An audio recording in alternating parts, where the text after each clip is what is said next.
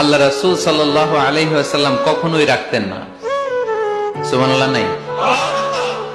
আল্লাহ রাসূল সাল্লাল্লাহু আলাইহি ওয়াসাল্লাম কখনোই ওনার সাথে কেউ খারাপ আচরণ করলে উনি রাখতেন না। ওনাকে অত্যাচার করা হয়েছে, তিনি রাখতেন না। জুলুম করা হয়েছে, তিনি রেগে যেতেন না। রাসূল সাল্লাল্লাহু আলাইহি ওয়াসাল্লাম মক্কায় যখন নামাজ পড়তেন, উটের পচা নাড়ি ভুঁড়ি আল্লাহ রাসূল সাল্লাল্লাহু আলাইহি ওয়াসাল্লাম ঘাড়ে আর পিঠের উপর চাপিয়ে দেয়া হতো। আমাদের কার কার পিঠের উপর নামাজ অবস্থায় উটের বা গরুর নাড়ি ভুঁড়ি চাপায় দেয়া হয়েছে এলাকায়? আছে কেউ? নাই।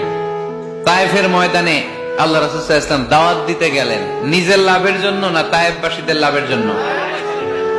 খেয়ে না খেয়ে দিন প্রচারের কাজে নিজেকে দিয়েছ বিলিয়ে, তায়েফের কাফিরেরা চিনলো না সে আলো, দুষ্ট ছেলেদের পিছু দিল লেলিয়ে, পাথরের আঘাতে ক্ষত বিক্ষত হয়ে সারা শরীর থেকে রক্ত ঝরে। হে রাসূল তোমাকে ভুলি আমি কেমন করে, হাজার ব্যথা বেদনার পরে। ফিরে আসনি তুমি আপন ঘরে, দিনের আলো তুমি ছড়িয়ে দিতে, চলে গেলে মদিনায় মক্কা ছেড়ে। হে রাসূল তোমাকে ভুলি আমি কেমন করে, হে রাসূল তোমাকে ভুলি আমি কেমন করে। ঠিক কিনা? তায়েফের ময়দানে রক্তাক্ত হলেন তিনটা জায়গায়, দেখে এসেছি আমি। এখানে আহত করা হলো, আবার উঠে দাঁড়ালেন, আবার পাথর মারা হলো। কোন গায়ে পাথর মেরেছো তোমরা? এরকম সুন্দর শরীর পৃথিবীর কোন দ্বিতীয় মানুষের ছিল নাকি? এত সুশ্রী মানুষ, শুভ্র মানুষ, পরিচ্ছন্ন মানুষ দুনিয়াতে দ্বিতীয়টা ছিল না। এত নুরানি চেহারার মানুষ পৃথিবীতে দ্বিতীয়টা নাই। এই মহানবীকে ওরা পিটিয়ে রক্তাক্ত করেছে, পাথর মেরে রক্তাক্ত করেছে। 3 বার গেছি ওদের লাভের জন্য, ওরা আমারে মারলো। তারপর রাসূল সাল্লাল্লাহু আলাইহি ওয়াসাল্লাম কি রেগে গিয়েছেন? কারণ রেগে গেলেন তো হেরে গেলেন। কোনোভাবে রাসূল সাল্লাল্লাহু আলাইহি ওয়াসাল্লাম রাখতেন না। নিজের উপর অত্যাচার আসলে রাসূল সাল্লাল্লাহু আলাইহি ওয়াসাল্লাম রাগেন নাই। আনাস রাদিয়াল্লাহু তাআলা আনহু আল্লাহ রাসূলের খাদেম ছিল। উনি বললেন, কুনতু আমশি মা রাসূলিল্লাহ, আমি একবার রাসূল সাল্লাল্লাহু আলাইহি ওয়াসাল্লামের সাথে কোথাও যাচ্ছিলাম।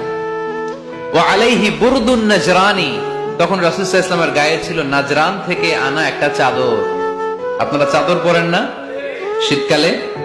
রাসূল সাল্লাল্লাহু আলাইহি ওয়াসাল্লাম চাদর পরতেন। রাসূল সাল্লাল্লাহু আলাইহি ওয়াসাল্লাম নাজরান দেশ থেকে আনা একটা চাদর পরেছেন, গলিজুল হাশিয়া, যে চাদরের এই কর্নারের ডিজাইনটা ছিল খসখসে। কি ছিল? হঠাৎ এক বেদুইন এসে রাসূল সাল্লাল্লাহু আলাইহি ওয়াসাল্লামের চাদর ধরে টান দিল। টান দেওয়ার সাথে সাথে রাসূল সাল্লাল্লাহু আলাইহি ওয়াসাল্লামের ঘাড়ের এই চামড়া ছিঁড়ে গেল। এই খসখসে যেহেতু ডিজাইন চাদরের, এই খসখসে ডিজাইন ঘাড় আর কাঁধের এখানে যখন টান খেলো, এই খসখসে ডিজাইনের দাগ বসে গেল, রাসূলের চামড়া ছিঁড়ে গেল ঘাড়ের। সে টান দিয়ে বলে, ইয়া মুহাম্মদ মুরলি মিন মালিল্লাহ, আসছে ভিক্ষা করতে। মূলত ভিক্ষা চাওয়ার ডিজাইন দেখছেন? যার কাছে ভিক্ষা চাবে চাদর ধরে টান।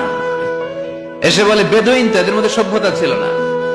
ইয়া মুহাম্মদ, ও মুহাম্মদ মুরলি মিন মালিল্লাহ, ও মুহাম্মদ আমার খাওয়ার মতো টাকা নাই, তুমি আদেশ করো বাইতুল মাল থেকে যেন আমারে কিছু টাকা দেয়। আসছে ভিক্ষা করতে। ভিক্ষা করতে আয়েশা চাদর ধরে দিছে টান, ঘাড়ের রক্ত চামড়া ছিঁড়ে গেছে। রাসূল সাল্লাল্লাহু আলাইহি ওয়াসাল্লাম ব্যথা পেয়েছেন। ফালতাফাতা ইলাইহি রাসূলুল্লাহ, আল্লাহ রাসূল সাল্লাল্লাহু আলাইহি ওয়াসাল্লাম তার দিকে তাকালেন, তাকিয়ে ফাদহিক, একটা মুচকি হাসি দিলেন। আমি রাস্তা দিয়ে চাদর গায়ে দিয়ে হাঁটতেছি, এক ফকির আইসা কয়, ভিক্ষা দেন, টাকা দেন বলে আমার চাদর টান দিছে, আর ওই চাদরে আমার ঘাড়ের চামড়া ছিঁড়ে গেছে। কি করবো আমি? আপনি কি করবেন? হ্যাঁ,